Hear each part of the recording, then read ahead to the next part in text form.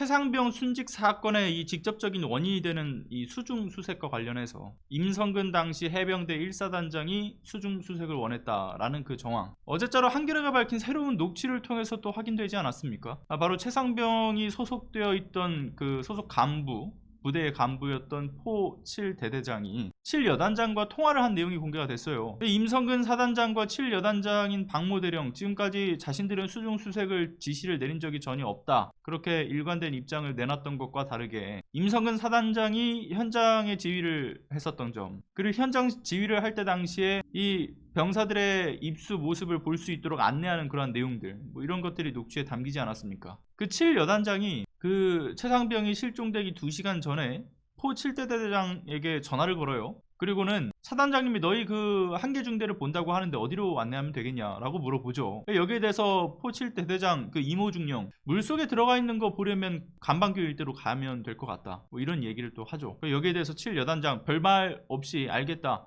한 9시에서 10시 사이에 방문을 하실 거다 라고 답을 했던 녹취였고요. 그 밖에 여러 녹취도 함께 공개가 됐습니다. 즉 사단장과 여단장 그리고 포 7대대장까지 이어지는, 그러니까 이 장병들의 수중수색 지시와 이에 따른 어떤 준비와 이행 여부를 보고받은 그 정황들이 드러난 거죠. 그런데 처음부터 현장 지휘관들이 이러한 부당한 지시에 대해서 무조건적으로 따르지 않았다라는 점도 중요한 대목이지 않습니까? 불과 하루 전만 해도 이렇지 않았던 거잖아요. 그러니까 최상병의 소속부대 지휘관이었던 포 7대대장의 경우에는 최상병 실종 이전 날에 그 포 11대대장과 연락을 나누면서 당시 뭐라고 얘기합니까? 현장의 그 폭우로 인해서 수위가 높아진 현장 때문에 여기 수색 못한다, 이거 진짜 하면 안 된다, 위험하다, 그렇게 전화 통화를 합니다. 녹취가 다 담겨져 있었죠. 여러분들도 한겨레 보도를 통해서 그 녹취를 들어보실 수 있을 텐데, 근데 이러한 통화 과정에서 포 11대대장이 뭐라고 얘기합니까? 여단장과 통화를 나눠보겠다라고 하고 전화 통화를 끊는데, 끊고 나서 그 이후에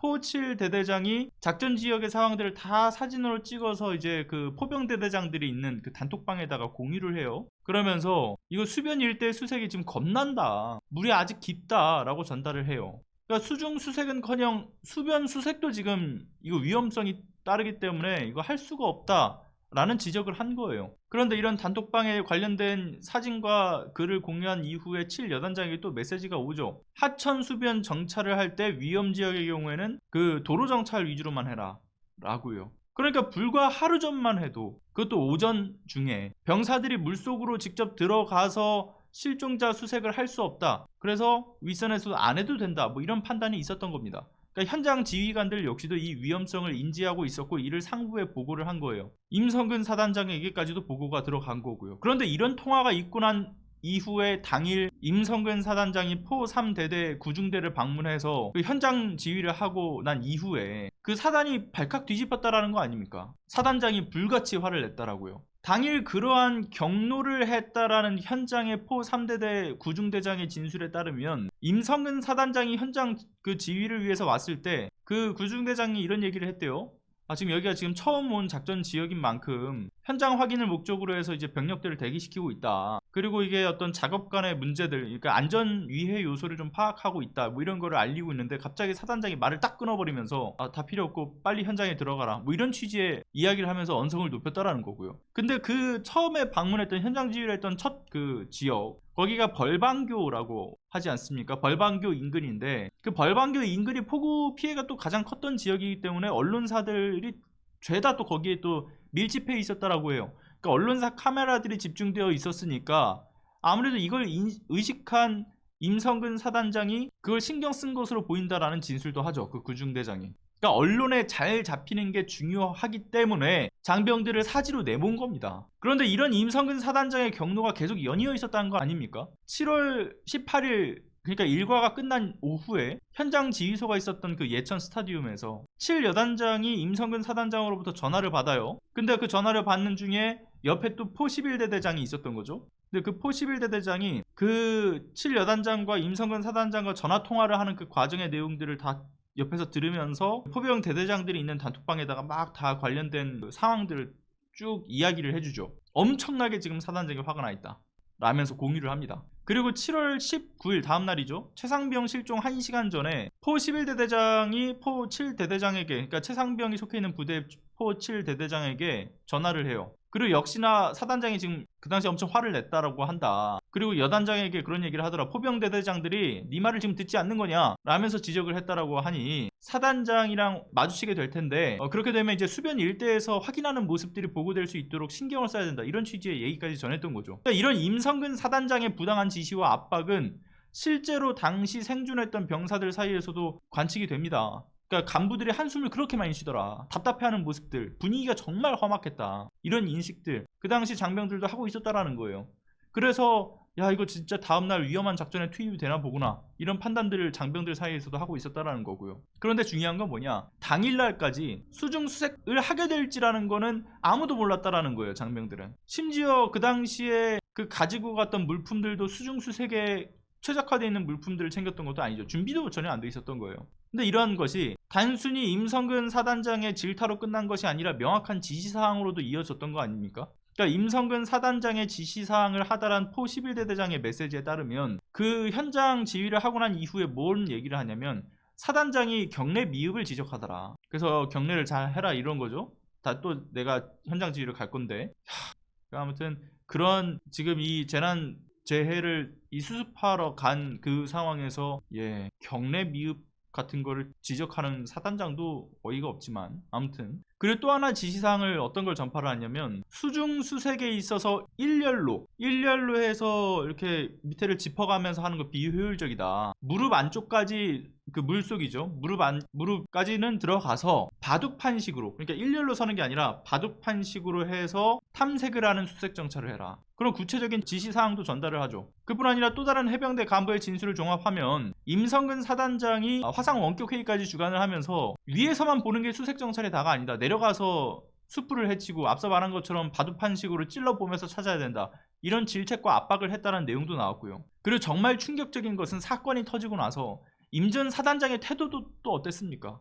전 진짜 사이코패스인 줄 알았어요. 생존 장병들의 트라우마는 나중 문제다.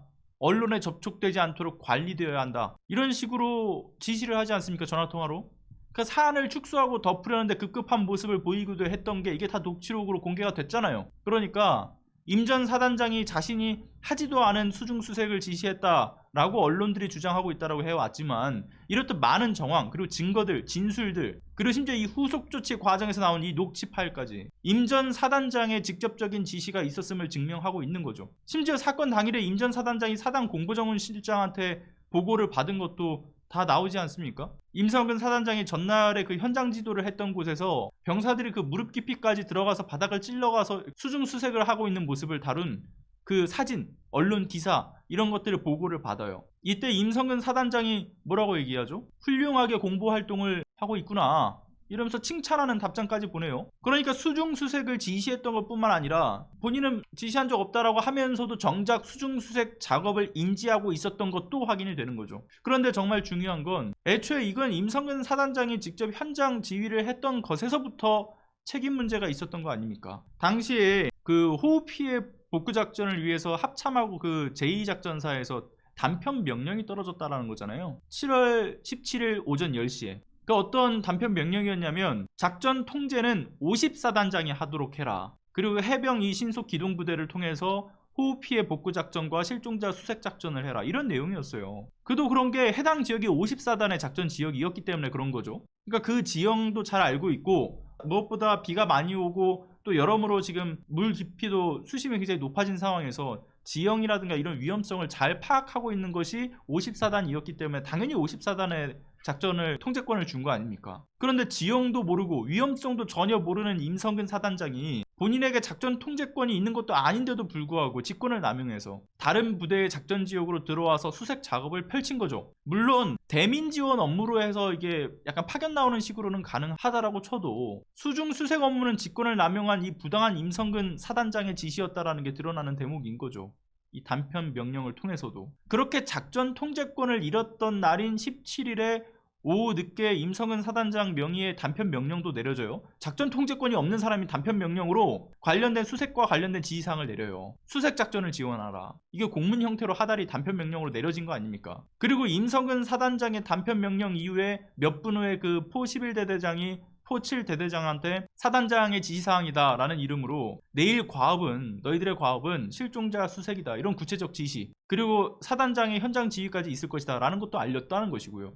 그러니까 구체적인 사단장의 수중 수색 작업 개입이 있었던 것이 다 확인되는 거죠. 결국 이렇게 종합적으로 봤을 때 현장 지휘관들에게 계속된 질책을 했고 계속된 여러 차례 아주 디테일한 지시를 했던 점, 수중 수색과 관련돼서 빨리 투입해라 라고 했던 진술 내용, 실제 그런 수중 작업의 언론 보도를 보면서 잘했다라고 답변했던 임성근 사단장, 거기에 대해서 작전권도 없는 지휘관이 2번의 현장 방문을 통해서 시정 지시에 따라서 자기의 지시가 잘 이행되는지 확인하려고 갔던 점, 모든 것이 임성근 사단장의 명백한 지시에 따르고 있는 거예요. 문제는 이렇게 명확한 증거와 정황이 드러났음에도 불구하고 순직 사건에 대한 수사를 하고 있는 경북경찰청 뭐 하고 있습니까 지금 도대체? 10개월이 넘도록 지금 아직까지 수사 결과를 내놓지를 못하고 있어요. 아니 안 하고 있는 거 아닙니까 이 정도면? 이렇게 드러난 증거들, 혐의점들 다 특정되는데, 그리고 임성근의 혐의점을 특정한다고 격노하면서 수사외압을 한 윤석열의 문제까지, 이걸 또 격노가 뭔 문제냐라면서 이를 덮으려고 하는 정부 여당의 쉴드는 정말 패륜적입니다. 그러니까 공정성을 잃은 수사에 대해서 진실을 밝히려면 이거 특검이 아니고서는 이 사안의 실체와 책임자 처벌이 불가능해 보이는 거 아닙니까? 그리고 28일인 오늘 이제 이 재표결에 들어가는 것이고요. 국민적 여론 역시도 최상병 특검이 필요하다 이 점을 강조하고 있는데도 정부 여당에서는 민주당의 정략적 떼쓰기 정치다 이런 식의 망언들을 쏟아내질 않나. 정말 하루하루가 피가 거꾸로 솟는 상황이지 않습니까? 이번에 한겨레 단독 보도 내용들, 한겨레가 앞서 얘기했던 것처럼 다큐로도 제작을 했으니까요. 30분입니다. 2배속으로 보면 한 15분이면 또 금방 보세요. 그러니까 해당 내용을 또 다들 보셨으면 좋겠고요. 저들의 패륜적 범죄 행위가 만천하에 알려질 수 있도록 해당 영상 보시기만 하는 것이 아니라 여기저기 공유도 꼭 해주셨으면 합니다. 저도 계속해서 정리할 내용이 있으면 업데이트해서 말씀을 드리는 것으로 하고요. 관련된 소식은 여기까지 하겠습니다.